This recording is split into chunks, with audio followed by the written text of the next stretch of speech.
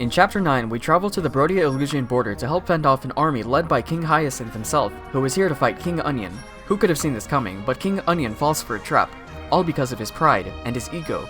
While Hyacinth runs away with Onion's body, he leaves Ivy in charge of holding us back. The boss of this map is Ivy, again. However, this time, she doesn't have an emblem ring. We meet Jade, an armor knight, who decides there's no better place to take a meditation than on the ground. Zelkov and Kagetsu ask Ivy what she's going to do, and she tells them they're all about to die. The two stick around and make their way to the forts on the top and bottom lanes. Jade makes a first impression by taking big damage and hitting an 8% crit right away. Etier melts a Pegasus Knight for a 123 damage crit. Kagetsu and Zelkov reach the forts and surely will remain there. Zelkov jumpscares me by showing that he can move off a fort and almost kills Chloe.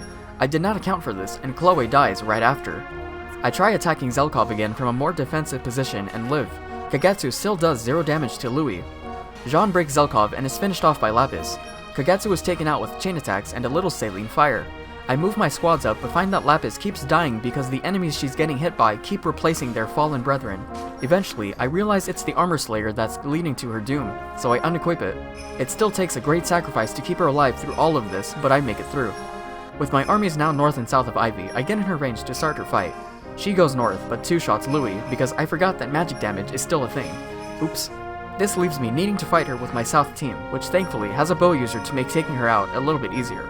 In the post-chapter cutscene, Ivy calls GG and tries to feed mid, but Alear refuses the free experience, saying that Hyacinth was trying to throw by sending Ivy to bait. Ivy gives the gang info that Hyacinth is planning to use Onion's body as a sacrifice to revive the fell dragon over at Destinia Cathedral. Ivy declares she's off to play Fire Emblem Revelations, then leaves. The gang runs into Vale again, who points them in the direction to Destinia Cathedral, but not before being suspicious and demanding the rings from Alear.